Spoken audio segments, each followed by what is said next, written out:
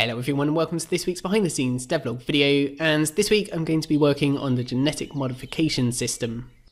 So for the first half of this week I was just finishing off the tidying up of all the GUIs in the game, and I'll link some screenshots of them in the description so you can have a look at them, and do let me know if you have any final suggestions.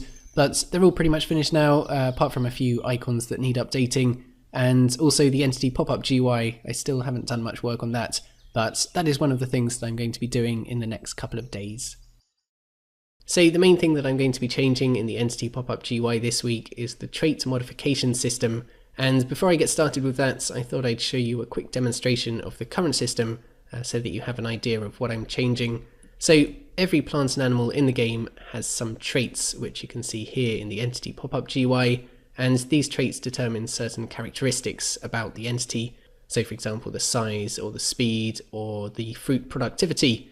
And I can also genetically modify these traits to produce a better entity. So for example, I could breed an apple tree that produces more fruit. So to do that, at the moment, I have to click this option here, and I can now add modifiers to the traits by using these plus and minus buttons. So for example, I could add a 5% increase to the fruit production trait, and you can see that that costs me a certain amount of DP, and if I make the purchase I now have a 5% modifier to the fruit productivity trait, and that means that whenever this tree reproduces, its offspring are going to inherit the modified traits, so its offspring are going to produce more fruit. And this week what I want to do is to redo this UI here, because it's all very cramped, it's not particularly obvious what you have to do, and these buttons here especially are really too tiny. So I'm going to redo this whole thing and make it a little bit more user-friendly.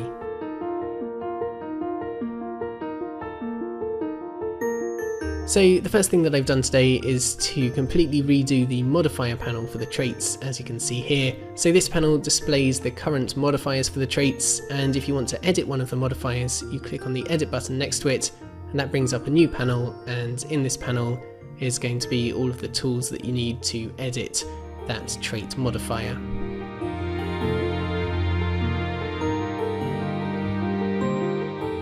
Next up, I've just started work on that new modifying panel. So for example, if I edit the size trait, you can see that that brings up this new panel with a slider, and moving this slider around is going to allow me to change the modifier, and it is of course the same for all the other traits as well. So clicking on the edit button for any of these traits brings up this panel and will allow you to change the modifier for that trait. Pretty much finished the layout of this new modifier UI now, so you can see that here. I've just added these two values here, the increase, which shows you how much you're going to be changing the modifier by, and the cost, which is obviously the price of that. And then down at the bottom I've got two buttons, the buy button and the cancel button. The buy button doesn't work yet, but the cancel button does. And obviously I still need to tie up the slider with the increase value here, so moving the slider will change how much you're going to be altering the modifier by, but I'm going to do that later. For now I'm going to have some lunch, and then after lunch I'm just going to quickly pop to the shops because I want to buy some new plants for the balcony.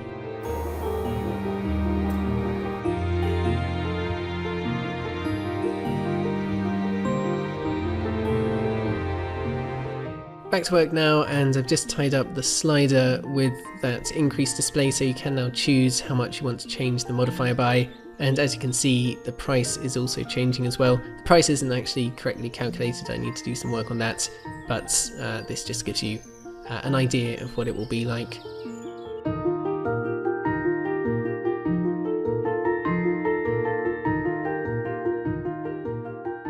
Five o'clock, and next up today I've been doing some work on the buying functionality. So firstly, if the price is too much, you can see that the buy button is now blocked.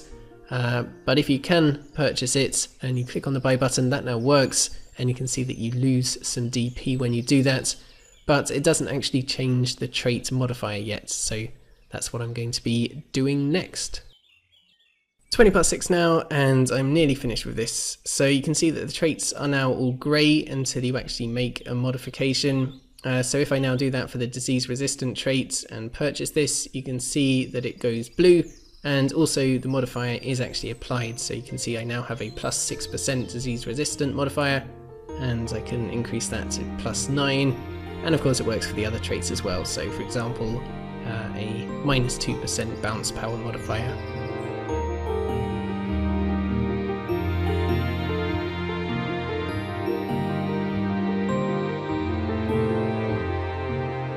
To finish off today, I've just implemented a couple of little effects when you purchase a modifier. So for example, when I purchased this size trait modification, you'll see this display do a pulse animation, and you may have also noticed that when you make a purchase there is now a sound effect.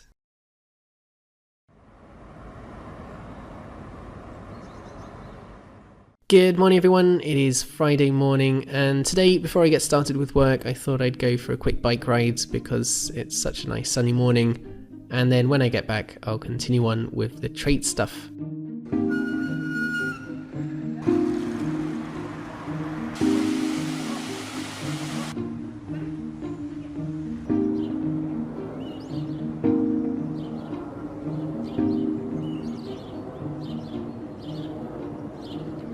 So today I'm going to be working on the interface for modifying the color trait, which is going to be slightly different from the other modifying UI from yesterday. So at the top here there's going to be a drop down menu which is going to contain a list of the possible colors that this species can have, and then once you've selected a color from the list you'll be able to slide between the current color of the entity and the selected color that you selected from the list to choose the desired color of the modification. And obviously the closer to the selected colour that you choose, the more it's going to cost.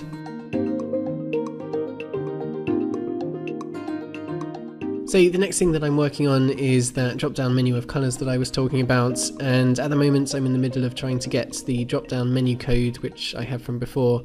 I need to get it to work with colours as well as text.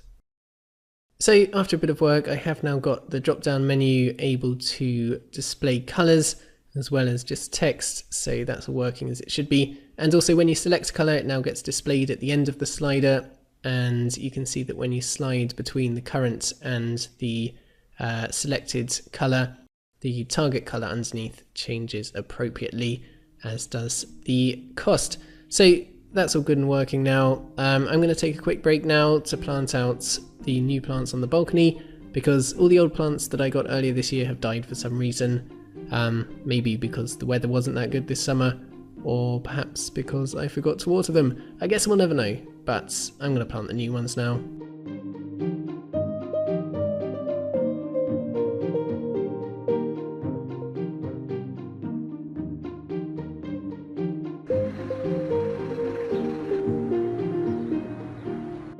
So next up today I've been doing a bit of work on the actual genetics code for the colour trait, and I've now made it possible for each species in the game to have a list of natural colours that it can be. So for example, for the acer tree here, you can see that there are 3 possible colours that you can choose, and each colour has a different price depending on how rare that colour is. So for example, the purple colour here is the rarest, so it costs the most. So you can choose what colour you want to aim for, and then you can interpolate between the current colour and that target colour, and obviously the closer you get to the target colour, the higher the price. These prices aren't being calculated properly yet, but that is the general idea. And the list of colours and their prices come from the species files, so unfortunately I now have to go through every single species in the game and edit their file to add the list of possible colours that it can be and the prices, because at the moment I've just done that for the acer tree, and all the other species in the game don't have any colour set at the moment.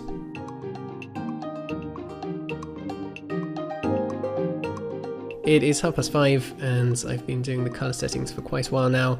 I actually just changed the system slightly because I realised that I was putting the same colour for quite a lot of different species, so I've now created a load of preset colours which I can then use in the species files, but I can also still use custom colours if I don't think that any of the preset colours quite match the colour that I'm aiming for that particular species.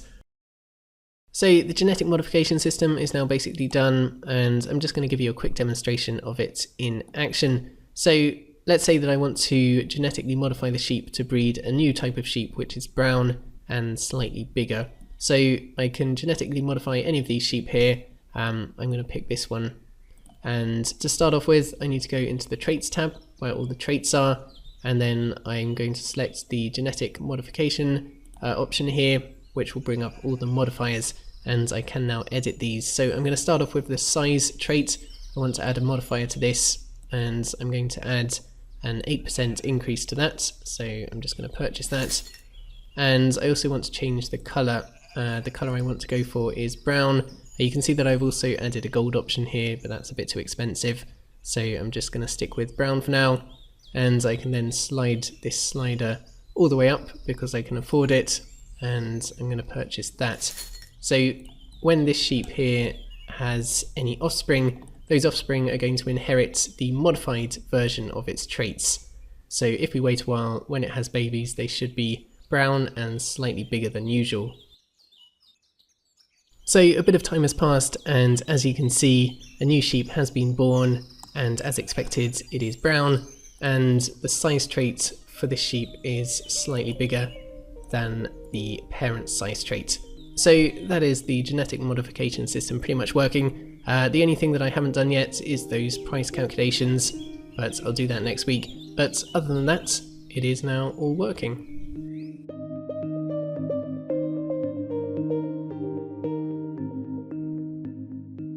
Just finishing off the evening now, and I've been editing some of this week's devlog video, but it's coming up to midnight now and it's been a long day, so I'm going to get to bed.